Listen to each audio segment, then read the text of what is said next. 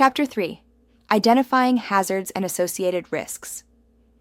Introduction terms as follows. The words hazard and risk seem simple, but these words are easily confused. 14. CFR, Part 5, Section 5.5 defines these two. Hazard, a condition that could foreseeably cause or contribute to an aircraft accident as defined in 49 CFR, Part 830, Section 830.2. Risk, the composite of predicted severity and likelihood of the potential effect of a hazard. Simply put, a hazard is a condition that could cause an accident. The probability and predicted severity of the consequences that may result from any hazard is the risk. Identifying, analyzing, and responding appropriately to hazards decreases the risks and increases the margin of safety. Hazard exposure. The example of a person crossing a street helps explain the relationship between hazard and risk. The traffic is always a hazard, but it does not usually create a significant risk for a pedestrian until the actual street crossing takes place. Some people may lack the experience needed to understand the hazards and risks associated with crossing a busy street, and need to learn the procedures used to cross streets safely. In a similar way, pilots need to identify aviation hazards and associated risks and learn to deal with them appropriately.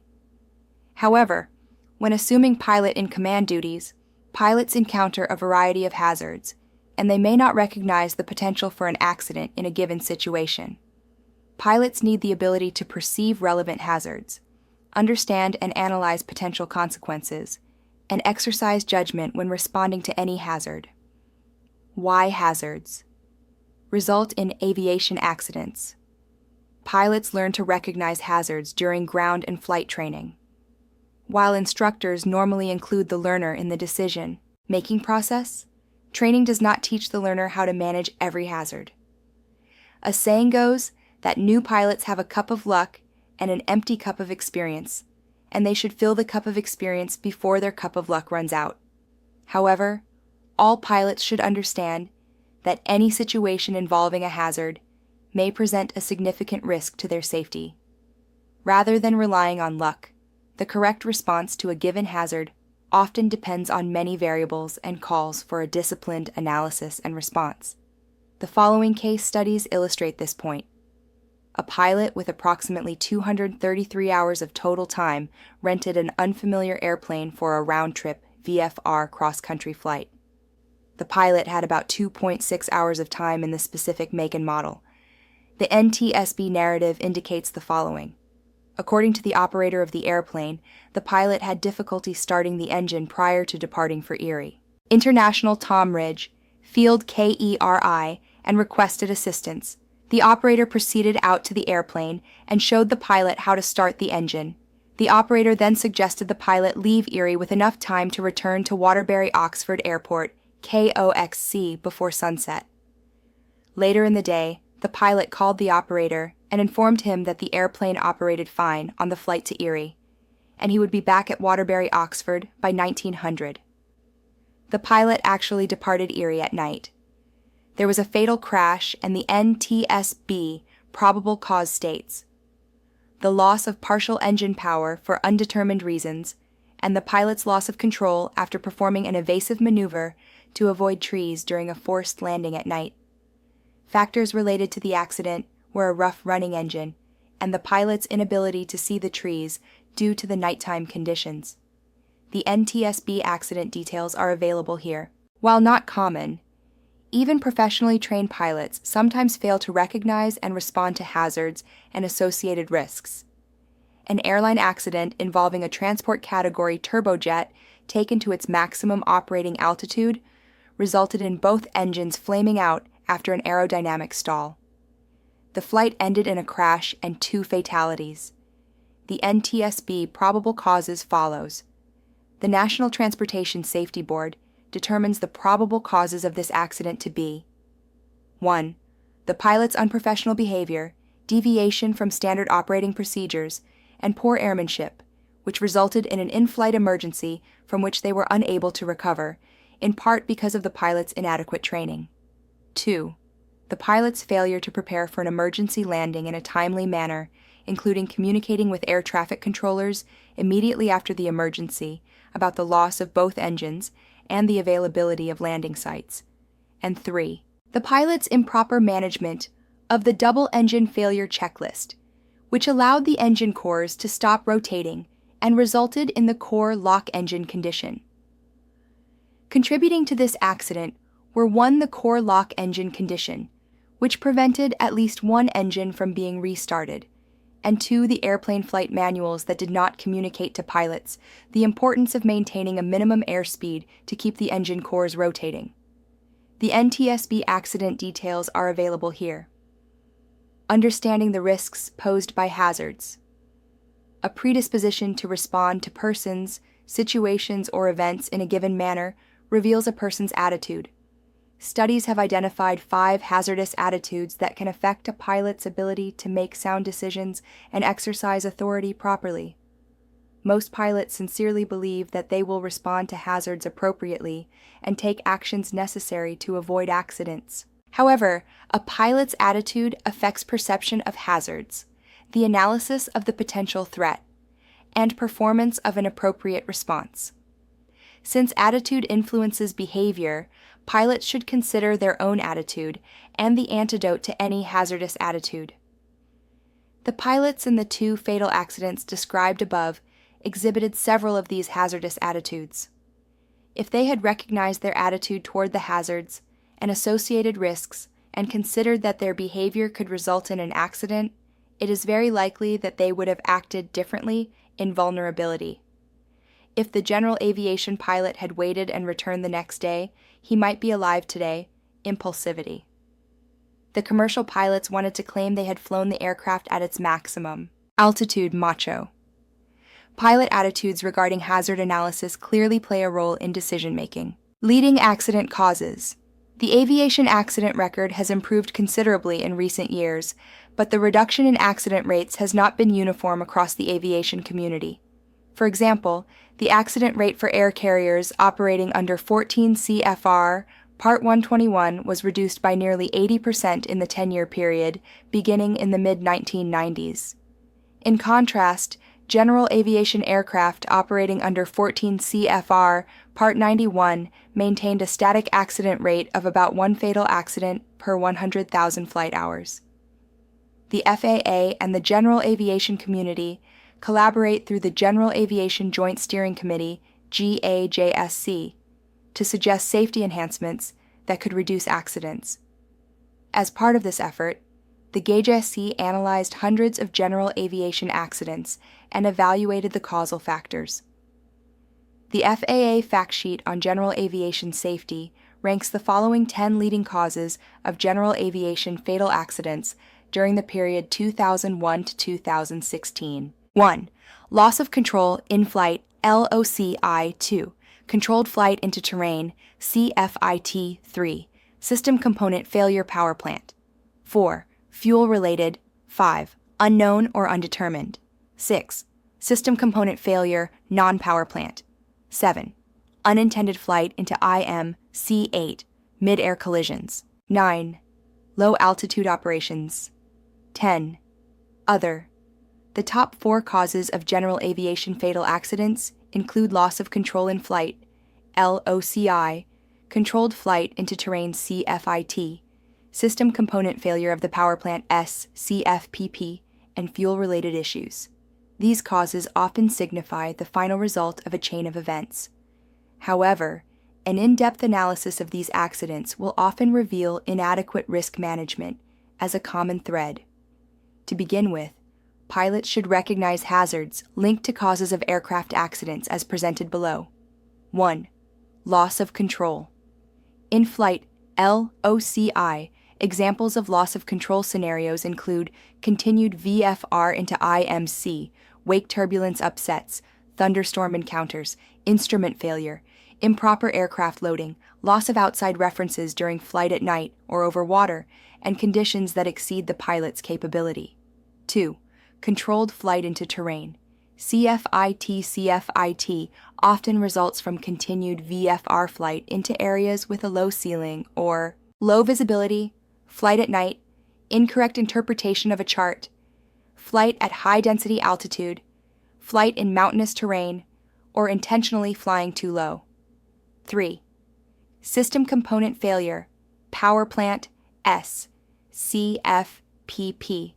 This category includes a variety of hazards, some which the pilot or operator may not easily identify. If a pilot experiences difficulty with an engine run-up or experiences an engine issue after maintenance, a significant hazard may exist. 4. Fuel-related pilots still experience fuel starvation or fuel exhaustion. Misunderstanding or mishandling the aircraft's fuel system, a lack of adequate planning, trying to stretch aircraft fuel range, or an unwillingness to take the time or make the effort to stop for fuel contributes to this type of accident. Identifying hazards. There are several ways pilots can detect hazards. Pilots should use combinations of methods to detect hazards, including the following. Visual observation. A pilot's observations provide a primary means to identify hazards. For example, a pilot can visually observe thunderstorms and maintain a safe distance from them. A pilot who can see terrain can maneuver to avoid it. Pre-flight planning. Many hazards can be detected through pre-flight planning. Weather briefings identify hazards. Aircraft performance calculations, pre-flight inspections, and other routine procedures may identify hazards. On-board equipment. The availability of lower-cost modern avionics has improved situational awareness in many general aviation aircraft. Technologies such as GPS-based moving map navigation, data link weather, traffic displays, terrain displays, and synthetic vision help pilots recognize different hazards. Radio communication. Voice radio provides an effective means to find out about hazards. Communication with air. Traffic controllers and flight service specialists can provide real-time information on weather, air traffic, airspace activity, and other hazards. Post-flight inspections. Inspecting the aircraft following the completion of a flight may identify aircraft hazards before the next person flies the aircraft. Common items include condition of tires and brakes, security of access panels and latches, and leaking operating fluids. Properly securing the aircraft may prevent damage, which could affect the next flight. Using the PAVE checklist to identify hazards. As described in Chapter 1, the PAVE checklist provides a means to identify hazards using 4 convenient hazard buckets. Using all 4 checklist categories before a flight captures most hazards normally encountered. This section discusses hazards associated with each category. Pilot hazards, P hazards, can be classified in terms of both capability and aeromedical factors as follows. 1. Qualification. Does the pilot possess the appropriate pilot certificate, category, class, and type rating needed to operate a specific aircraft under the given set of conditions? Some accidents have occurred when pilots have attempted to operate under IFR without holding an instrument rating. A few accidents occur every year when the pilot did not possess any airman certificate. 2. Currency. Has the pilot logged the minimum number of takeoffs and landings and instrument approaches, flight reviews, or other currency events required by 14 CFR? Are the currency requirements sufficient to guarantee that the pilot will be able to handle the flight requirements? 3. Proficiency. Does the pilot have the ability to manage the conditions expected during flight? For example, suppose a pilot plans an IFR flight with forecast of low ceilings.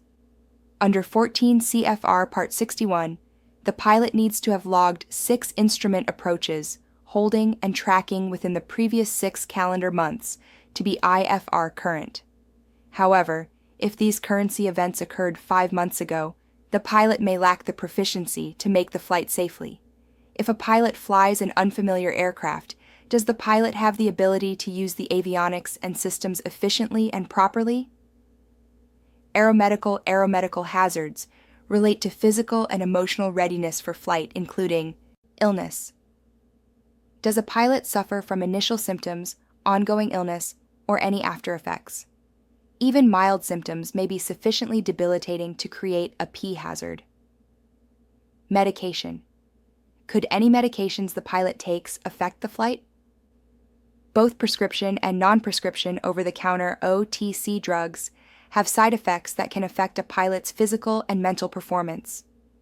The FAA provides information regarding OTC drugs here.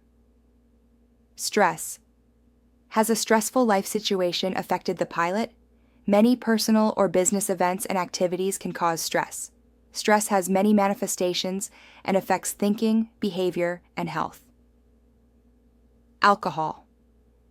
Has the pilot consumed alcohol recently? The CFRs include a time limit: no consumption within 8 hours before a flight. A quantity limit: blood alcohol must be below 0.04%, and a performance limit: flight duty, prohibited while under the influence of alcohol. After effects of alcohol consumption, dehydration, hangover, and headaches, etc., may trigger a P hazard for longer than 8 hours after consumption. Fatigue. How alert is the pilot? Fatigue may result from insufficient sleep. However, sufficient sleep only corrects acute fatigue. Chronic fatigue may involve multiple factors and requires additional analysis and remedy. Fatigue can be intensified by hypoxia as well as emotional state. While fatigued pilots have fallen asleep while flying, the effects of fatigue may be subtle. For example, fatigue may degrade cognitive skills and decision-making ability. Emotion. Has the pilot experienced an event or received information that creates strong feelings? Emotions may affect normal pilot ability to focus. The I'm Safe checklist, which is an acronym for illness, medication, stress, alcohol, fatigue, and emotion, can help a pilot identify these hazards. Note that some publications combine emotion with stress as the S in I'm Safe and leave the E to remind pilots about eating.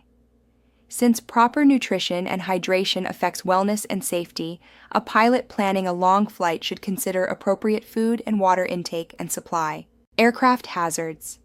A hazards can be classified in terms of both performance and equipage. Performance aircraft performance hazards may include fuel and range.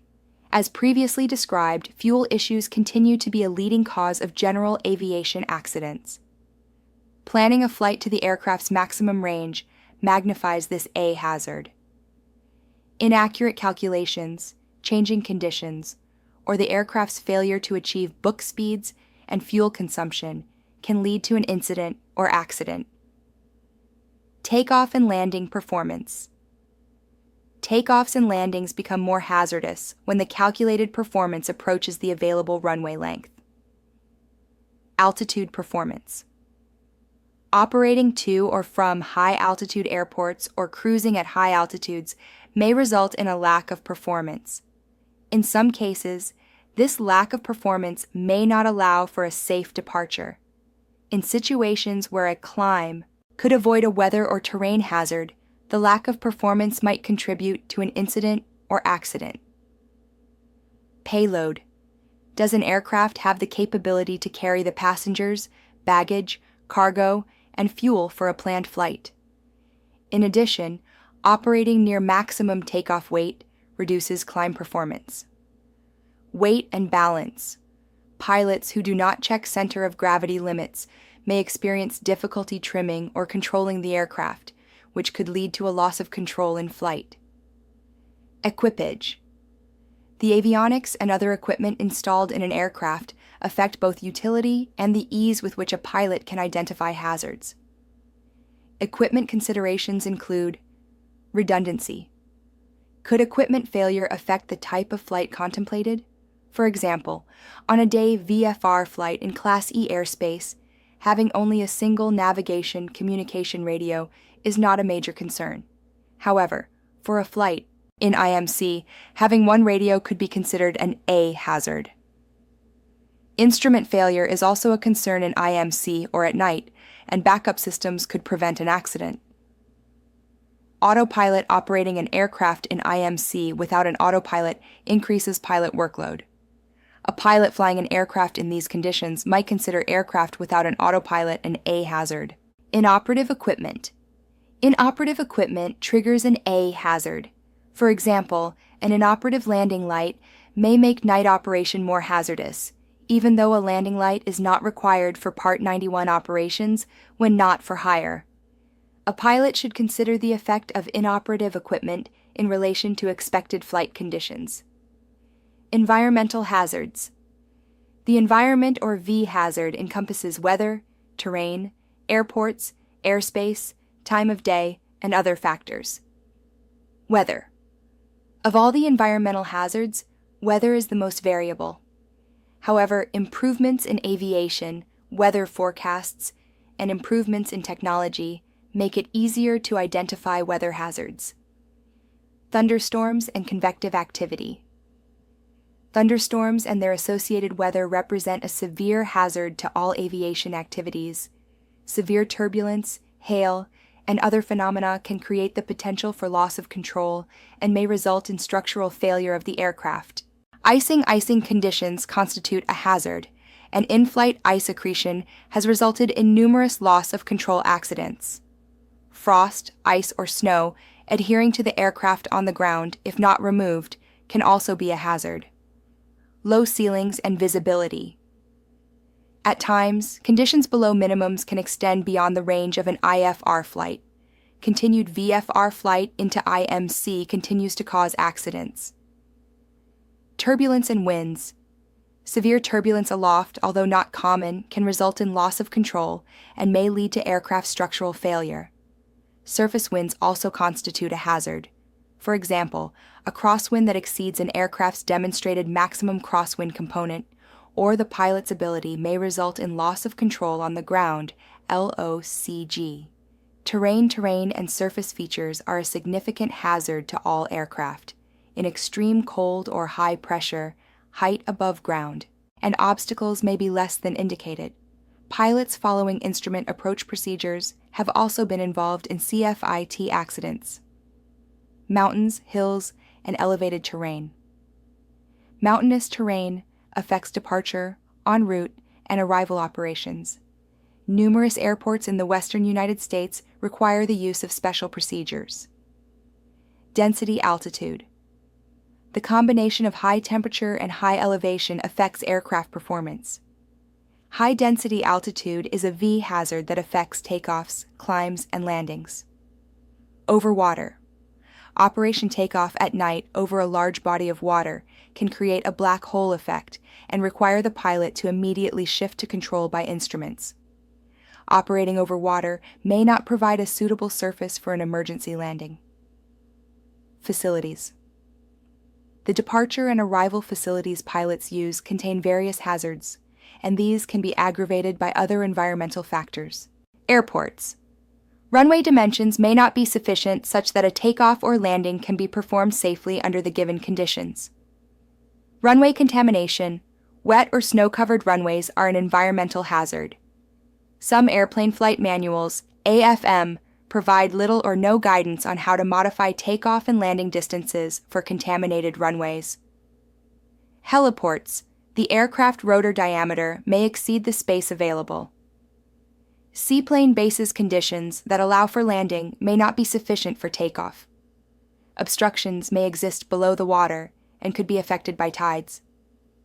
Rough water or glassy water conditions may exist. Approach aids and lighting. A facility without working. Approach aids and lighting for a given set of operating conditions is a V hazard. Airspace, air traffic control, and other aircraft airspace requirements, and ATC services facilitate safe and efficient operations.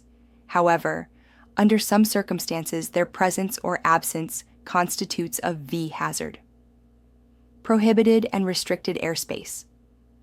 Different airspace designations and restrictions are meant to protect pilots and aircraft from hazards.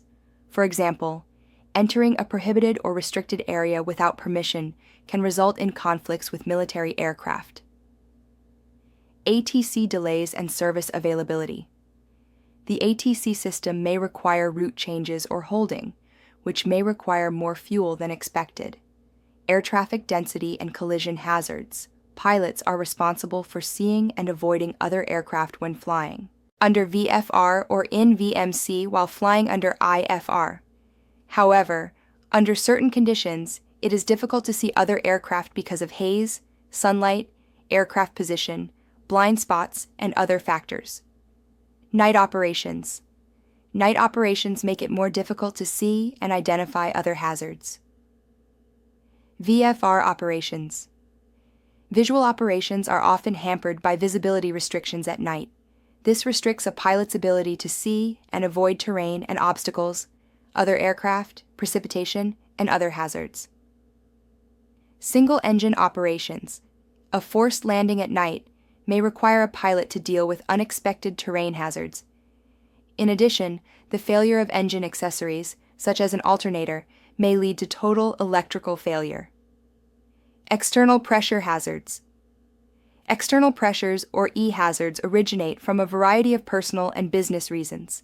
The pressure to get to a particular destination or to leave at the conclusion of a planned stay can affect a pilot's judgment. Pilots subject to external pressures sometimes fail to consider the other three major categories of hazards. Why does the pilot need to fly to a particular destination at a given time? Wanting to be present at a family celebration, wishing to see a terminally ill relative, or the need to be at an important meeting can affect pilot motivation. It may be a simple matter of not wanting to disappoint someone waiting at the destination. It could also include a condition that arises during a flight, such as a sick passenger. If a general aviation aircraft is used for business travel, a pilot may experience time pressure after committing to be somewhere at a given time. Business flights place additional pressure on the pilot to conduct the mission, regardless of the hazards and conditions. Hazard combinations. Pilots often need to consider the effect of interactions with several hazards at the same time.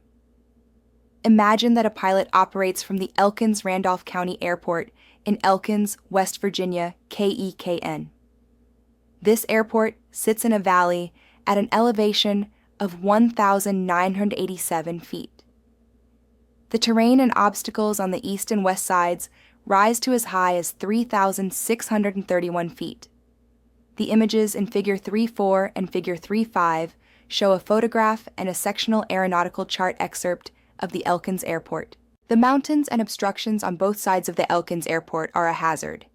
However, on a day with good visibility, few clouds, and light winds, the associated risks are low for most aircraft engaged in visual flight rules (VFR) operations. If the Elkins Airport scenario changes to a night operation, the level of risk associated with the combination of hazards increases, and an accident becomes more likely. Pilots exposed to these multiple hazards need to consider the equipment, skill, and experience necessary to operate safely. Hazards and associated risks. While interaction with a hazard can cause an accident, the level of risk associated with the hazard depends on composite of the likelihood for the type of accident and the expected severity of injury as a result of such an accident. Depending on a particular flight mission, each individual risk may be acceptable or unacceptable. In general aviation operations, the tolerance for risk is generally low, and pilots should use risk assessment and management tools to mitigate any unacceptable risk before embarking on a flight. Using a flight risk assessment tool. FRAT. Identifying hazards and associating them with risks can be accomplished using a simple spreadsheet or form during flight planning. The form used to record each hazard is known as a Flight Risk Assessment Tool, FRAT. Numerical FRATs. A numerical FRAT lists different hazards and an associated number, which indicates the significance of each hazard. The pilot selects the relevant hazards and derives a total score. Typically, the score falls into three ranges. If the total score is below a certain minimum, the FRAT indicates low risk. If it is in an intermediate range, the pilot is advised to exercise caution. If the score is above an upper threshold, the FRAT indicates danger. The FAA provides a numerical FRAT here. While this type of FRAT is easy to use, it has several drawbacks, including 1. The form may not cover all the hazards for a particular flight. 2. The range of scores for each risk level may appear arbitrary, leading a pilot to question the results. 3. The form does not encourage the pilot to analyze each hazard. For example, what is the likelihood the condition will lead to an accident, and what is the potential accident severity? 4. The form may indicate an overall low level of risk, leading the pilot to ignore the implications of a particular hazard. Narrative frats. This type of frat asks the user to identify hazards and associate each hazard with risk. While taking more time, the following example of a narrative frat has the pilot determine the likelihood and severity for each hazard identified using. The form does not encourage the pilot to analyze each hazard. For example, what is the likelihood the condition will? Determine the likelihood and severity for each hazard identified using the PAVE checklist. After further analysis, the pilot can determine how to manage each risk. This concept will be explored further in the next chapter. Case study. One way to understand the risk management process is to put it in a real-world context using a case study. The following example will be used in this chapter, as well as chapters 4 and 5, to illustrate a process to identify hazards, assess the associated risks, and mitigate the risks as needed. Background and setting.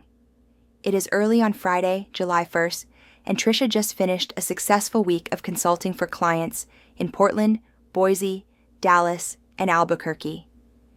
She flew to these locations from her home base in Santa Rosa, California, KSTS, using her single-engine airplane. She had planned to return directly to Santa Rosa, but yesterday evening, her friends from Santa Rosa, Matt and Martha Smith, invited her to spend the weekend in Durango, Colorado, where they have a condominium. She gladly accepted their invitation because she would enjoy seeing them. The flight from Albuquerque to Durango during the day on Friday goes smoothly. Tricia lands at the Animas Air Park 00C rather than the Durango La Plata County Airport, KDRO, because the Smiths' condo is less than a mile from Animas Air Park toward town. Figure 3.8 shows a sectional chart excerpt from the Durango area. Tricia and the Smiths are enjoying the warm weather weekend with rafting, cycling, and hiking as featured activities. The Smiths are well established in the Durango social scene, and the three friends go to parties on Friday and Saturday night, with another one scheduled for Sunday night. Finally, on Monday, July 4th, there will be a city-sponsored Independence Day celebration where the Smiths will officiate. It is now late afternoon on Sunday.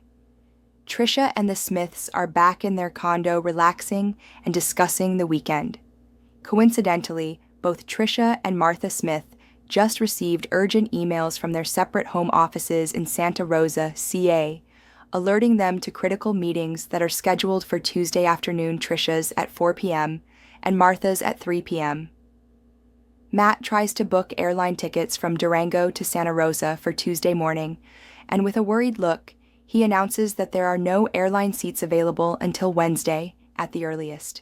Martha Smith then asks Tricia, "Would you be willing to fly us home in your airplane on Tuesday morning? This would allow us all to enjoy the Monday celebration and the party Monday night before taking off early on Tuesday."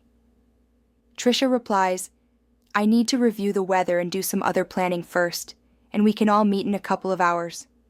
Tricia goes back to her room and begins her analysis. First, she looks at the route that she might take home.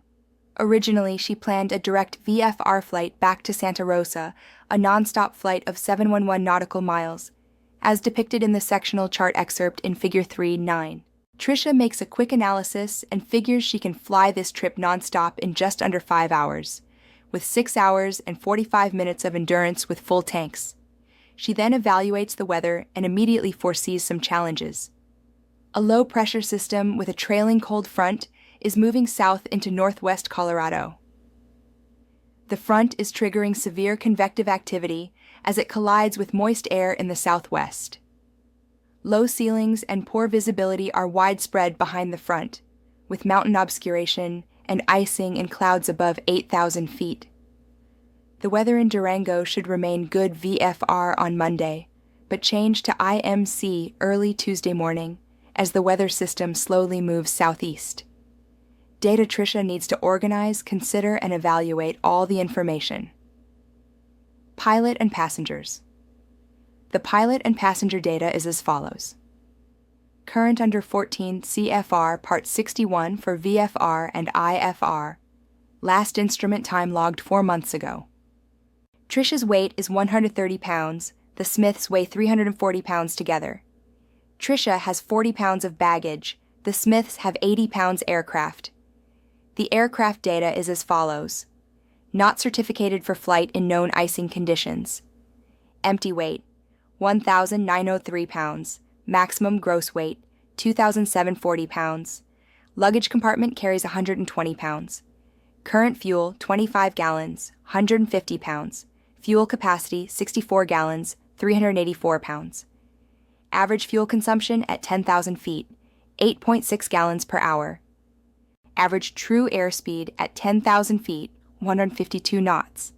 Calculated takeoff distance at 25 degrees Celsius, 6,700 feet pressure altitude, no wind, and 2,740 pounds, 4,700 feet over a 50-foot obstacle. Calculated takeoff distance at 25 degrees Celsius, 6,700 feet pressure altitude, no wind, and 2,500 pounds, 3,600 feet over a 50-foot obstacle environment. The following is in addition to weather data mentioned earlier. Temperatures at Animas Air Park, ZO 0, C, 25 degrees Celsius mornings, 35 degrees Celsius afternoons, calm winds. California weather forecast, good VFR, except morning fog on the coast. Arizona weather forecast, good VFR. Weather on Monday, marginal VFR. Tuesday, hazard identification and risk analysis. Trisha decides to begin her risk analysis by identifying the potential hazards and associated risks for the flight to Santa Rosa using the PAVE checklist. The various hazards and risks may overlap in more than one checklist category, but she wants to identify all the hazards and risks and may consolidate them later in the process. Pilot. She is IFR current, but it has been 4 months since her last proficiency event.